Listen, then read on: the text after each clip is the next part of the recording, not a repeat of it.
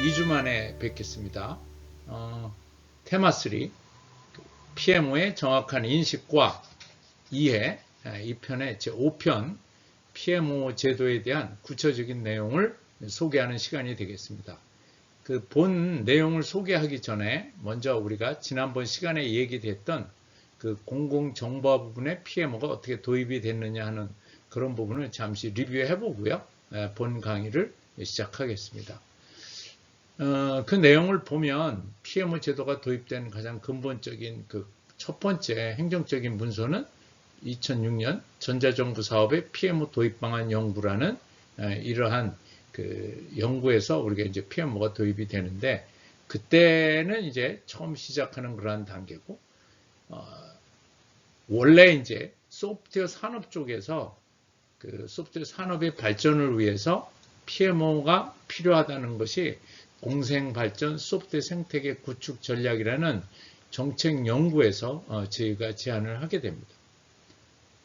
그래서 이거와 관련돼서 소프트웨어 산업진흥법이 2012년 그 6월에 제정이 됐고, 이 부분 때문에 이 법을 근거로 전자정부 사업에서 PMO 제도를 도입하는 법령을 2013년 7월에 우리가 법령을 제정하게 됩니다. 그리고 그해 12월에 PMO 도입 운영 가이드를 발간하죠. 여기 있습니다. 이렇게 했는데도 전체적으로 PMO가 활발하지 않아서 2016년에 PMO 제도 적용 실태 조사 및 개선 방안 연구에 대해서 저희가 2016년에 수행을 하게 됩니다. 그래서 그때 나온 결과가 뭐냐면, 어떻게든지 PMO를 좀 활성화를 해야 되겠다. 그러기 위해서 뭐가 문제냐 해가지고 PMO하고 이제 감리 중에 그 감리를 면할 수 있는 감리 감면법을 2016년 12월 31일 대통령령으로 우리가 제정하게 됩니다. 그 이후에 이제 PMO가 좀 활발하게 도입이 된 거죠. 그래서 PMO 도입 운영 가이드 2.0이 2017년에 발간이 되게 되고요. 그 이후로 이제 PMO 도입이 활성화돼서 최근에는 올해만 하더라도 이제 나와 있는 자료에 보면 22개의 그 사업이 PMO를 도입하는 걸로 되어 있는데, 실제는 뭐 행안부에다가 보고하지 않고도 PM을 도입하고 있는 그런 기관이 있어서 한 40개 정도의 사업이 PMO를 도입하지 않나 그렇게 생각을 합니다. 기업 쪽에서도 여러 개 PMO에 대한 사업이 지금 발주되고 있는 그런 내용입니다.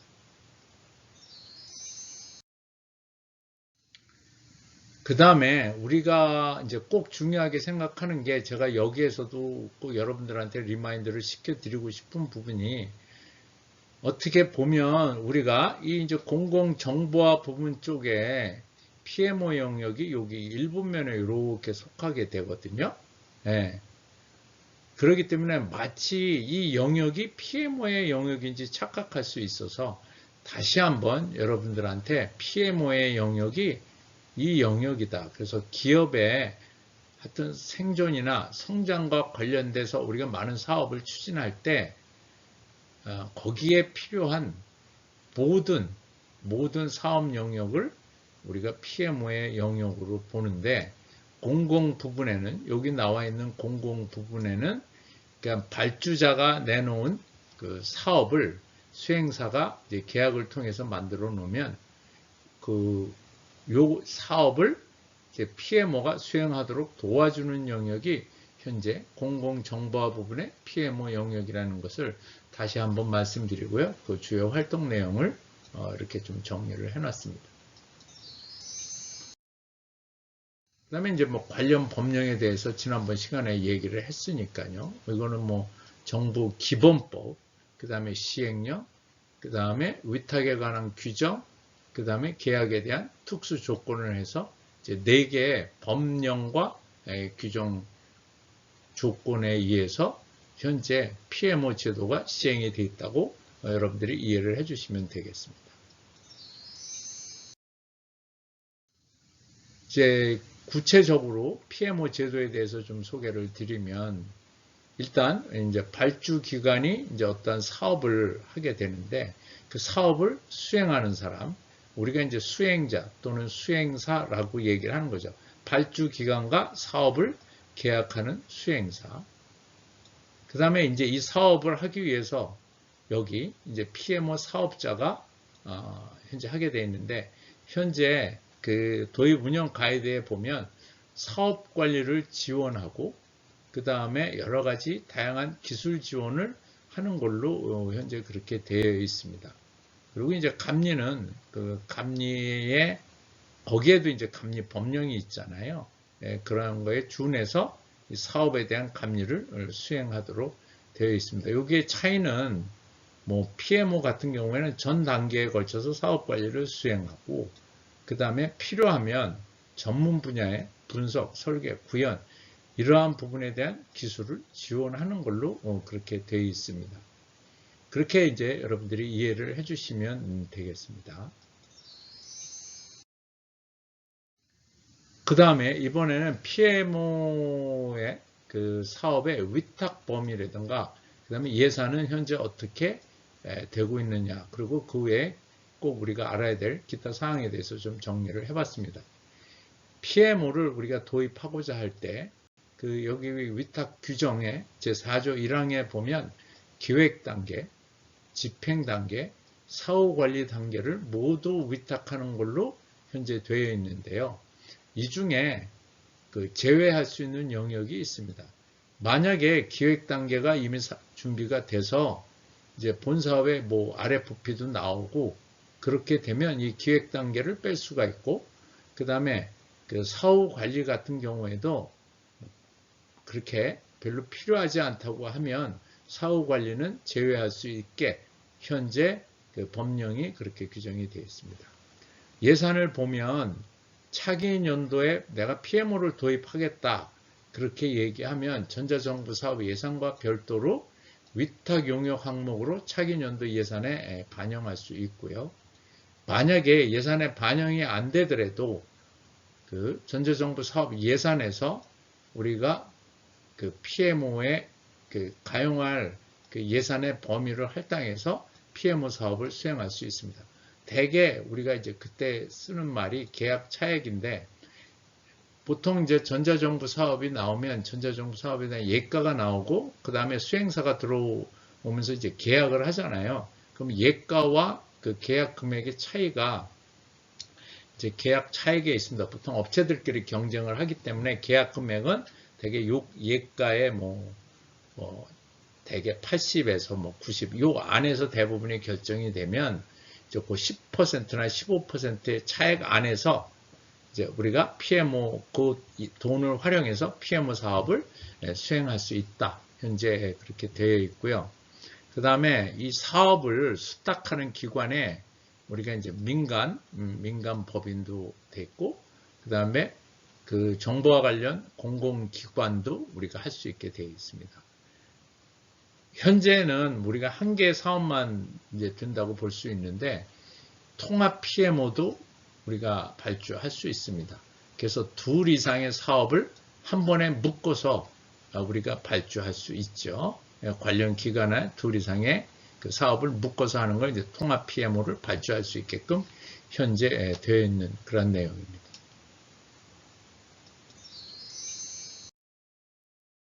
그 다음 PMO 도입 대상 범위하고 사업자, 그 다음에 그 구성원이 하는 역할에 대해서 한번 살펴보겠습니다.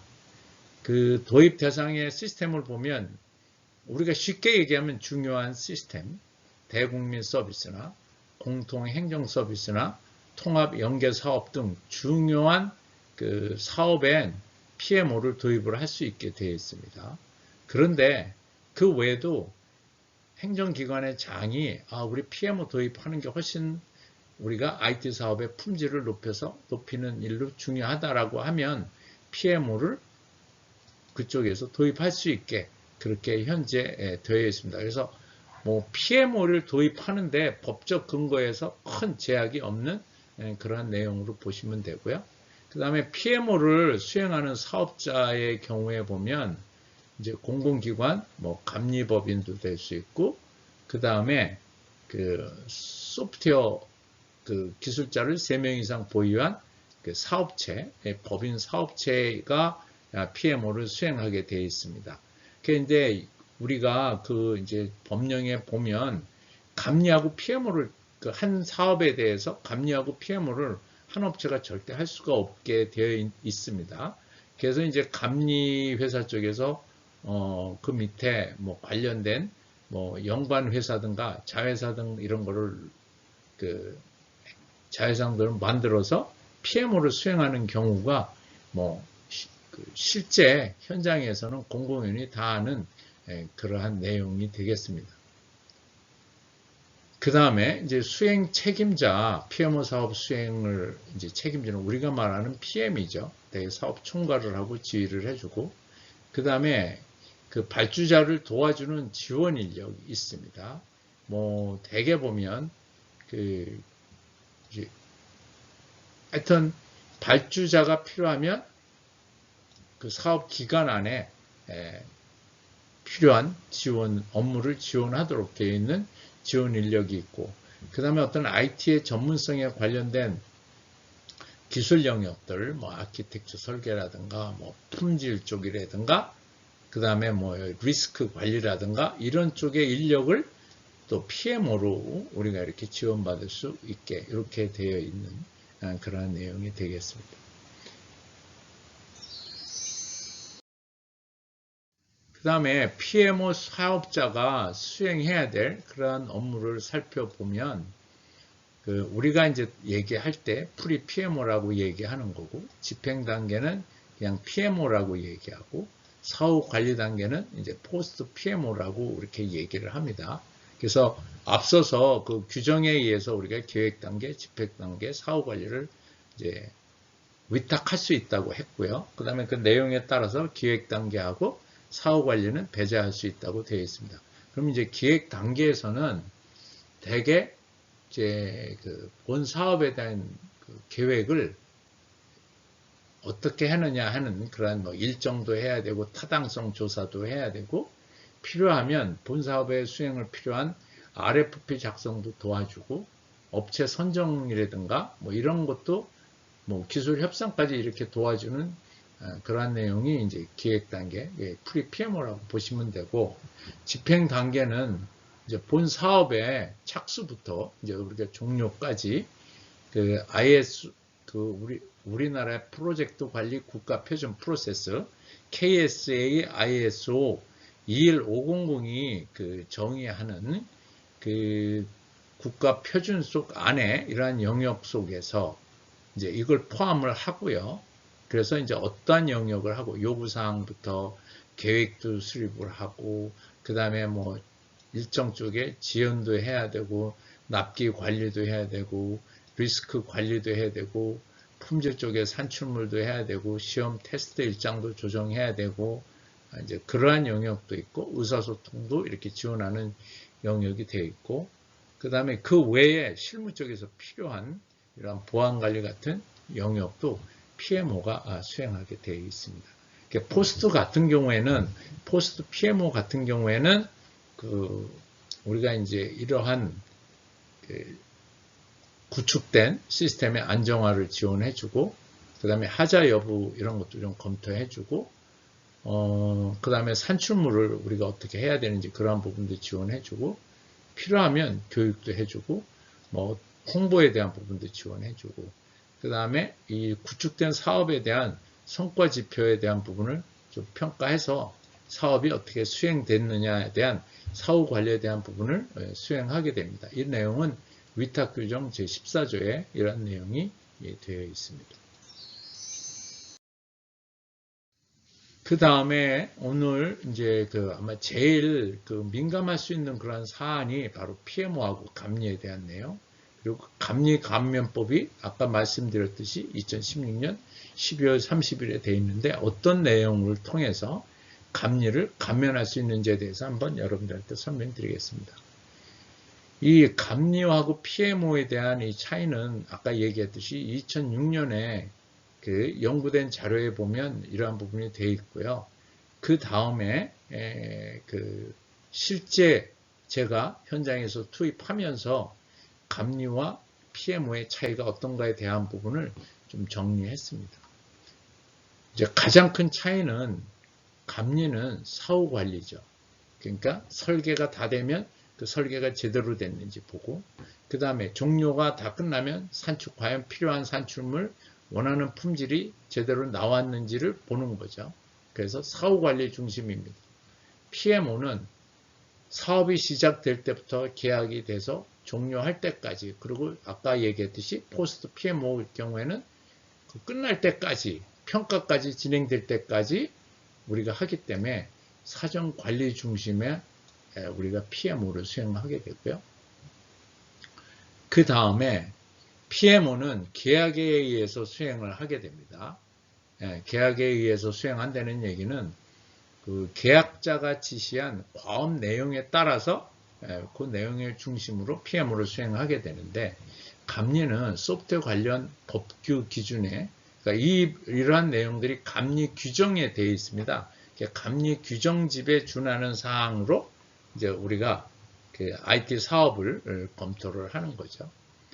그 다음에 수행 업체가, 여기는 이제 컨설팅 업체, 일반 업체가 들어올 수 있고, 여기는 이제 감리를 할 수 있는 정부에서 허가받은 업체만 들어올 수 있습니다. 그 다음에 수행하는 입장에서는 이 사람은 발주자를 돕죠. 그러니까 계약자를 돕는 그러한 내용도 되어 있고, 여기는 아주 완전히 독립적인 입장에서 뭐 공정한 기준에서 우리가 본다고 할 수 있습니다. 그래서 여기는 이제 산출물 중심이고, 그 다음에 PMO는 프로세스 중심, 시작부터 종료까지 그렇게 되어 있고요. 그 다음에 이제 문제가 생겼을 때 여기는 사후 관리가 되기 때문에 일어난다며 하니까 그거 고치세요라고 하는, 그러니까 그거에 대한 부분을 이제 점검해주고 과연 이게 됐는지에 대한 부분을 또 확인해주는 그런 영역이라고 하면, PMO는 사전 관리 중심이기 때문에 이러한 문제가 발견되기 전에 징조나 징후를 보고 그러한 문제가 발견되지 않도록 직접 수행하는 거고, 또 만약에 그 문제가 일어나면 또 그 문제를 해결하기 위해서 PMO가 발주자하고 같이 또 사업 수행사하고 같이 이 문제를 해결하는데 지원하고 있습니다. 그 다음에 이제 감리 감면법을 좀 살펴보면, 그러니까 감리나 PMO 중에 하나만 해도 된다라는, 우리가 이제 그 전자정보법 시행령에 이런 걸 제정해 놓고 있는데, 5억 원 이하일 경우에 특히 이제 대국민 서비스라는 행정 업무나 민원 업무 처리형으로 되어 있는 경우, 그 다음에 이제 중요한 시스템일 경우에, 근데 사업이 5억 이하다, 그러면 감리나 PMO 중 하나만 하세요. 이렇게 되어 있는 겁니다. 그 다음에 사업이 5개월 미만인 그러한 정보 시스템 사업일 경우에는 워낙 기간이 짧은데 뭐 감리도 해야 되고 PMO도 하면 사실 발주자 쪽에서도 피곤하잖아요. 그러니까 그 중에 그러면 감리를 안 받아도 돼, PMO만 수행해도 돼, 감리 감면이니까 그렇게 현재 법령으로 지정이 되어 있습니다. 자, 오늘은 그 좀 일반적인 그러한 내용, PMO가 어떻게 그 사업을 지원하고 또 실제 가서 PMO가 뭘 하는지에 대한 내용을 도입 운영 가이드에 있는 내용으로 좀 살펴봤고요. 또 감리하고 PMO하고에 대한 차이가 어떤 거고, 실질적으로 현장에 가면 이 감리하고에 대한 PMO 차이로 굉장히 많은 그 실제 고객들 쪽에 불평이 있는 걸 볼 수 있습니다. 그리고 그 실제 PMO라고 들어와 있는데, 이건 이제 제가 경험한 바에 의하면 감리를 하시듯이 PMO를 하는 걸 볼 수 있거든요. 여기 보셨듯이 감리는 사후 관리 중심이거든요. 그러니까 이분은 산출물을 필요하다고 산출물만 보고 앉아 있는 거예요. 근데 PMO는 회의도 주관해줘야 되고, 필요하면 템플레이트도 만들어줘야 되고, 문서도 또 만들어줘야 되고, 또 어떤 거를 또 징조나 징후를 탐지해가지고 그거에 대한 대책도 수립해야 되는 그런 내용들이 되거든요. 이분 이러한 경우에 가장 큰 문제는 뭐냐면 그게 PMO의 일이 아닌 줄 알고 이분은 그냥 PMO는 뭐 산출물 중심으로 수행하고 있는 그러한 사례를 제가 여러 군데서 봤고 또 고객들이 저한테 그렇게 연락해온 그런 경우가 있습니다. 그래서 오늘은 이러한 내용을 좀 봤고요. 그 다음에 다음 시간에는 제가 이 PMO를 수행했던 그러한 내용을 가지고 뭐가 어떤 문제가 현재 지금 되고 있느냐에 대한 부분을 좀 별도로 좀 설명하는 그런 시간을 한번 갖도록 하겠습니다. 오늘도 여러분들 이 내용 들으시느라 상당히 많이 수고하셨습니다. 그러면 제가 또 다음 주에 또 좋은 내용으로 여러분들 찾아뵙겠습니다. 감사합니다.